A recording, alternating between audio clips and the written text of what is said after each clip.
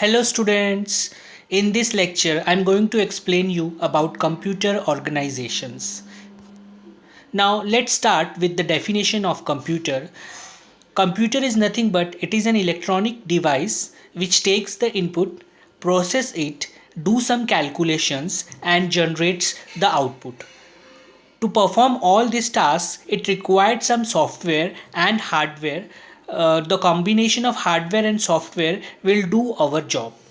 अगर मैं आपको हिंदी में बताने की कोशिश करूँ तो कंप्यूटर एक इलेक्ट्रॉनिक मशीन है जो इनपुट डिवाइस जैसे कि कीबोर्ड, माउस इन सभी से इनपुट डेटा लेगी, प्रोसेस करेगी, प्रोसेस के अलावा कुछ कैलकुलेशंस करेगी, लॉजिकल एंड अरिथमेटिकल कैलकुलेशंस, और फिर ये कैलकुलेशन के बाद आउटपुट डिवाइस को डेटा प्रोवाइड करेगी, for example speaker, monitor etcetera. So this is the block diagram. So आप इसमें देख सकते हो कि यहाँ पे आपको इनपुट डिवाइसेस दिखाए गए हैं जैसे कि कीबोर्ड, माउस और अदर इनपुट डिवाइसेस. सो यहाँ से डेटा जाएगा सीपीयू के पास, सीपीयू इसके ऊपर प्रोसेस करेगा. At the time of processing CPU को कुछ डेटा लगेगा, डेटा जो भी रहेगी वो मेमोरी के अंदर स्टोर रहेगी, और आफ्टर कैलकुलेशन जो भी डेटा है वो आपके आउटपुट डिवाइसेस जैसे कि monitor, printer, speaker in devices को प्रोवाइड किया जाएगा. सो this is the basic block diagram of computer. In this is also a basic block diagram. In this diagram you can see here this is called a CPU. CPU stand for Central Processing Unit. Central Processing Unit consists of three terms. First is memory unit. Memory unit is used to store the data. Second one is control unit. Control unit control all the tasks related to means supply of data from input device to the CPU or ALU, and again after processing supply of data from ALU to output device. All this task is controlled by control unit. And the third is arithmetical and logic unit. This is the main which do the execution of our program. Arithmetical and logical unit performs the arithmetical operations such as addition, subtraction, multiplication, or logical operation such as AND, OR, XOR, NAND, such kind of operations. And after execution the data is given to the output device. अब इसी term को मैं एक बार आपको हिंदी में explain करने की कोशिश करता हूँ. इनपुट डिवाइस से डेटा लेगा, डेटा लेने के बाद मेमोरी डिवाइस में डेटा स्टोर होगा. कंट्रोल यूनिट सारा कंट्रोल करेगा, मतलब इनपुट से डेटा लेके आना, प्रोसेस करना, मेमोरी में डेटा स्टोर करना, एएलयू को डेटा प्रोवाइड करना, ये सारे टास्क कंट्रोल यूनिट परफॉर्म करेगा. And arithmetical and logic unit जो है वो आपका अरिथमेटिकल ऑपरेशन जैसे addition, subtraction, multiplication, division, and logical operation जैसे कि एंड, और, एक्सऑर, ये सारे ऑपरेशंस परफॉर्म करेगा. और आफ्टर परफॉर्मेंस ये अपना डेटा आउटपुट डिवाइस को प्रोवाइड करेगा. अगर हम इन तीनों को मिलाए, मेमोरी यूनिट, कंट्रोल यूनिट और अरिथमेटिकल एंड लॉजिकल यूनिट, इन तीनों को मिलाकर के हम इसको कहते हैं CPU. CPU stand for central processing unit. buses. So in computer there are various buses. Previously एक ही बस होती थी जिसमें हम since memory is very large, memory बहुत बड़ा यूनिट है, अगर सीपीयू को मेमोरी से डेटा लेना है तो फर्स्ट उसे उसका एड्रेस देना पड़ेगा. जब हम एड्रेस प्रोवाइड करेंगे तो मेमोरी हमें उस एड्रेस का डेटा प्रोवाइड करेगी. प्रीवियसली फ्रेंड्स एक ही बस होता था, तो first we provide the address to the memory. पहले हम उसको एड्रेस देते थे मेमोरी को, फिर मेमोरी वहाँ पे से डेटा देती थी, और उसके बाद प्रोसेसिंग स्टार्ट होता था एएलयू के अंदर. इस प्रोसेस करने में काफ़ी टाइम चला जाता था, मीन्स एएलयू को वेट करना पड़ता था जब तक डेटा हमारे पास आ नहीं रहा है तब तक. अब हमारे पास तीन अलग अलग बसेस है, address bus, data bus, control bus. So basically बस क्या है स्टूडेंट्स? बस मतलब जिस पे से आप डेटा ट्रांसफ़र कर सकते हो. अब हम साइमल्टेनियसली परफॉर्मेंस करने के लिए मीन्स अगर ALU में पहला इंस्ट्रक्शन प्रोसेस हो रहा है सिर्फ उसी समय हम दूसरे इंस्ट्रक्शन जो डेटा लगने वाला है उसका डेटा हम एड्रेस बस पे दे देंगे। सो एड्रेस बस पे डेटा भेज देंगे और जब तक डेटा बस पे डेटा आ रहा है नेक्स्ट जब तक डेटा आ रहा है जब तक हम नेक्स्ट जो भी डेटा हमें चाहिए उसका हम एड्रेस बस पे भेज देंगे। तो स्टूडेंट्स ये जो प्रोसेस है ये साइमल्टेनियसली हो रही है। सो ALU को यहाँ पे वेट करना नहीं पड़ेगा और हमारा सिस्टम में जो प्रोसेसिंग स्पीड है वो बढ़ेगा। इसीलिए हमारे पास तीन तरह की बस है, address bus, data bus and control bus. सो अब आप समझ लीजिए एड्रेस बस पे हम मेमोरी को CPU क्या भेजेगा, एड्रेस भेजेगा। सो एड्रेस कौन भेज रहा है, CPU भेज रहा है मेमोरी को, मेमोरी एड्रेस नहीं भेज रही है CPU को। सो एड्रेस बस हमेशा यूनिडायरेक्शनल होगा। यूनिडायरेक्शनल मतलब कि मेमोरी से CPU से एड्रेस जाएगा मेमोरी को।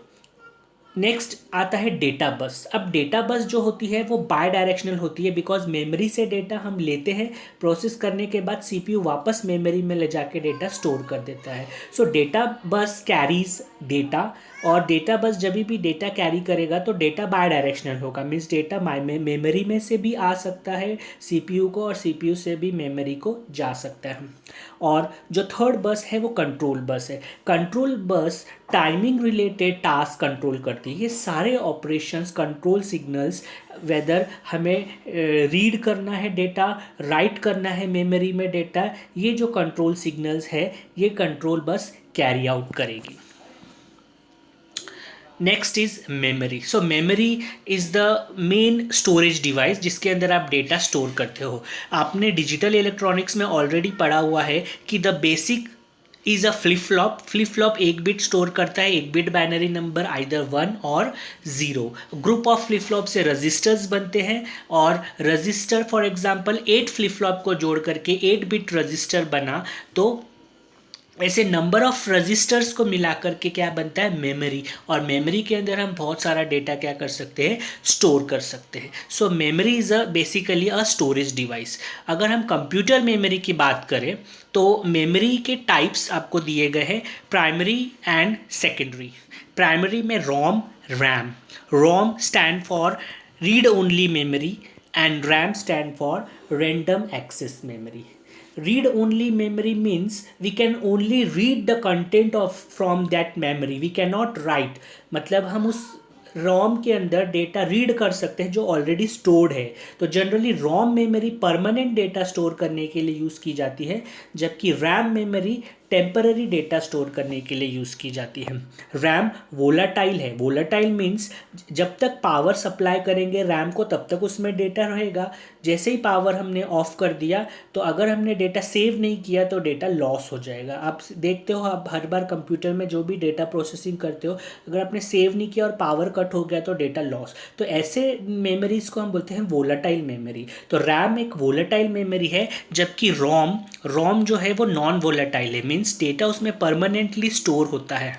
तो रोम मेमोरी तीन टाइप्स के हैं। P ROM stand for programmable read only memory, previously programmable read only memory.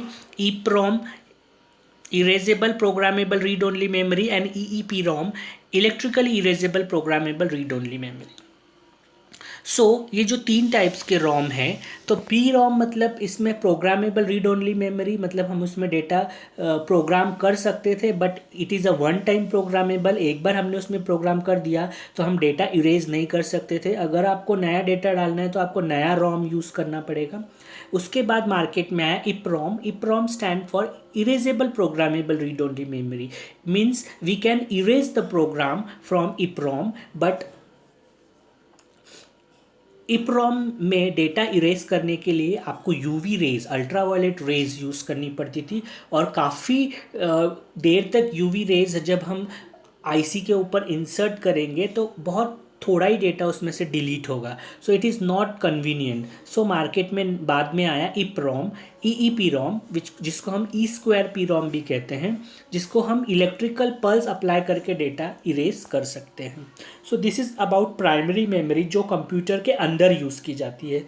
Secondary memories आपको पता है हार्ड डिस्क, फ्लॉपी आजकल यूज़ नहीं होते, डीवीडी भी यूज़ नहीं होते, और पेन ड्राइव्स। तो these are the secondary memories and primary memories. So क्योंकि हम कंप्यूटर ऑर्गेनाइजेशन पढ़ रहे हैं तो प्राइमरी मेमोरीज के बारे में हम ज़्यादा कॉन्सेंट्रेट करेंगे। जैसे कि सेकेंडरी मेमोरी ये हिराइची में आप देख सकते हो, उसके बाद आता है प्राइमरी मेमोरी, फिर कैश मेमोरी एंड रजिस्टर। तो फ्रेंड्स इसमें स्पीड भी मैटर करती है, क्योंकि मेमोरी, कैश मेमोरी की स्पीड प्राइमरी मेमोरी से ज़्यादा होगी, प्राइमरी मेमोरी की स्पीड सेकेंडरी मेमोरी से ज़्यादा होगी, और रजिस्टर की स्पीड कैश मेमोरी से ज़्यादा होगी। तो ये जो हिराइची में दिया गया है ये स्पीड वाइज भी आप देख सकते हो। सो कैश मेमोरी क्या होता है? सो कैश मेमोरी एक इम्पॉर्टेंट कंसेप्ट है जो कि हम थोड़ा डीपली देखेंगे कैश मेमोरी का। जब भी सीपीयू को डेटा चाहिए वो डेटा कहाँ से लेगा? मेन मेमोरी से। बट मेन मेमोरी में से डेटा लेते वक्त अगर सीपीयू ने कुछ एड्रेस दिया कि मुझे ये पर्टिकुलर मेमोरी में का डेटा चाहिए, जब तक वो डेटा आएगा सीपीयू को वेट करना पड़ेगा। सो यहाँ पे हमने in between main memory and CPU memory हमने कैश मेमोरी स्टोर करके रखी है। तो cache memory generally speed up करेगा, it is the fastest memory in the computer, so that अगर पहला इंस्ट्रक्शन सीपीयू में प्रोग्राम का पहला इंस्ट्रक्शन एग्जीक्यूट हो रहा है तो सेकेंड इंस्ट्रक्शंस हम कैश मेमोरी में निकाल के रखेंगे, और बाकी का जो प्रोग्राम्स है वो मेन मेमोरी में स्टोर करके रखा हुआ है। सो इससे क्या होगा कि जैसे ही सीपीयू का फर्स्ट इंस्ट्रक्शन एग्जीक्यूशन खत्म हुआ, इमीडिएटली हम कैश मेमोरी में से उसको सेकेंड इंस्ट्रक्शन दे देंगे, और थर्ड इंस्ट्रक्शन फिर से हम कैश मेमोरी में स्टोर करके रखेंगे। इसके लिए मैं आपको समझाने के लिए एक बेसिक एग्जांपल देता हूँ कि हमारे घर में अचार होता है, अचार हमने ऊपर रखा हुआ है किचन में, बट रेगुलर खाने के लिए हमें जब अचार लगता है तो हम छोटी सी डिब्बी में या छोटी सी बर्नी के अंदर हमने अचार निकाल के रखा है। जब वो ख़त्म हो जाएगा तो फिर से हम बड़ी अचार की जो बर्नी होती है वो उसमें से हमने थोड़ा अचार निकाल के छोटे से डब्बे में रखा हुआ है। और इसके तो इस तरीके से यहाँ भी सेम कंसेप्ट हो रहा है कि सीपीयू फर्स्ट इंस्ट्रक्शन अगर एग्जीक्यूट कर रहा है तो सेकेंड इंस्ट्रक्शन कैश मेमोरी में रखा है और बाकी का प्रोग्राम मेन मेमोरी में। जैसे ही फर्स्ट इंस्ट्रक्शन एग्जीक्यूट हो गई कैश मेमोरी में से वो सेकेंड इंस्ट्रक्शन सीपीयू को जाएगी प्रोसेसिंग के लिए, थर्ड हम निकाल के रखेंगे। सो इससे क्या होगा, इससे हमारी स्पीड बढ़ेगी।